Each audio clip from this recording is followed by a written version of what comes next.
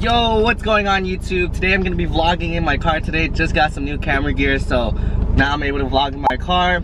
Today on the topic of what we're going to be talking about is whether or not I feel worthy of owning this 1991 Toyota MR2 Turbo.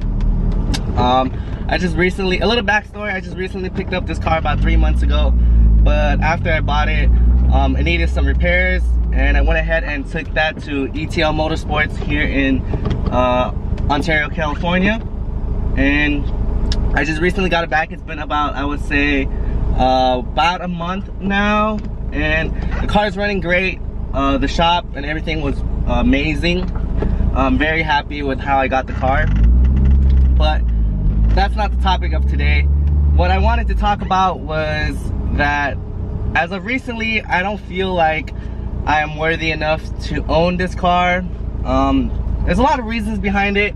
One being that I don't, like, as a car community, car guy, car culture or whatever, a lot of people say that you have to work on your own car, you have to build your own car, etc, etc. Like a lot of stuff along those lines. But when I bought this car, there's a lot of parts that has already been installed onto it.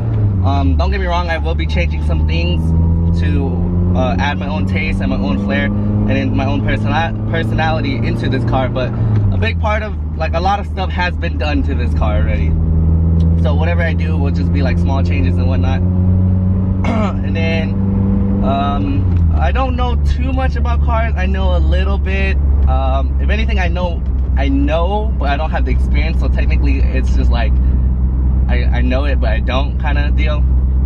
So also that, and then third biggest reason is the price of this car and where this car is going in the direction of it that it's going. This car is now leaning towards a collector's item, a collector's car. The market is going up with these type of cars. It's harder and harder to find them every day.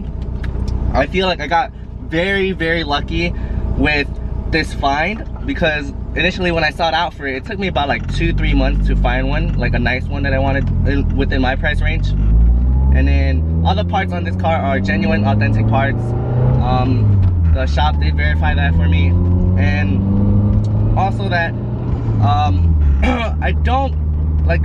I don't know if I can hold that status of it being as like a 21-year-old. You know, this car costed me like quite a lot of money, and coming from like cars like a Miata, or like, you know, I had 2 Miatas previously before owning this car. So coming from a Miata to this is like a totally different spectrum, where this is much faster, much more expensive, and it's just a totally different car. So and then you see Miatas everywhere. They're not that hard to find, they're not expensive at all. And then this car is like the other side of that. It's getting harder and harder to find. It costed like the cost of this car costs as much as like 2 or 3 Miatas, I would say. So it's a lot of pressure that I put on myself, and a lot of like society and like the car scene, where I don't know if I feel like I'm worthy enough for this car or to own this car. Every person that I have met that owns this car, or that says, oh, that's a really nice car, they're more like in like the older range. You know, I'm 21 years old, and like I said, everyone that I know that owns this car is either older than me, or they're like, you know, they're respectfully more mature, more older than me. So I could understand like why they like this car and whatnot. But I just feel like I like this car because I like Japanese 90s sports car. Like, that's like the era that I grew up with. And back in my days when I was younger, like these type of cars was what was cool. So that's what intrigued me into buying the MR2 and these type of cars, because that's just what I thought was cool back in the days. And now that I'm able to work and save up money and be able to afford these kind of cars, obviously I'm gonna buy it.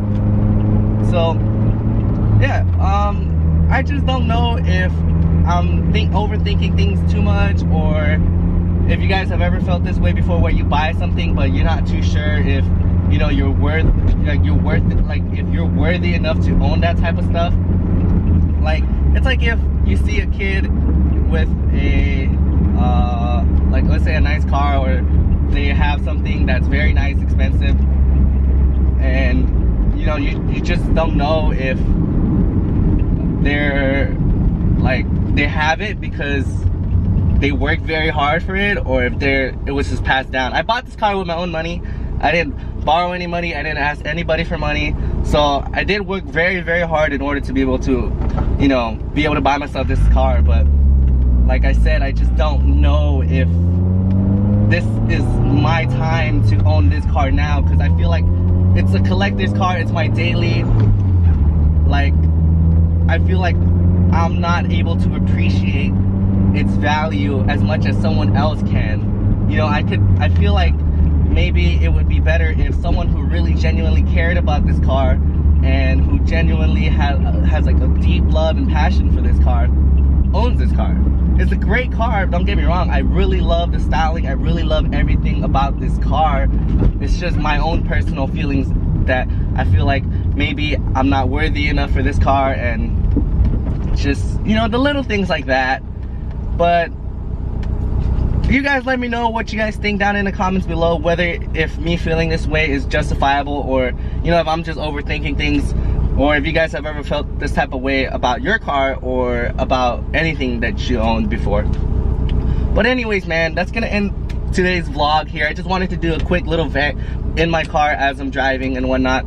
And I hope you guys like this video. If you do, please give this video a big thumbs up. Don't forget to comment and then like and subscribe. I will be coming out with more car content very, very, very soon. So thank you guys so much for watching, and peace out.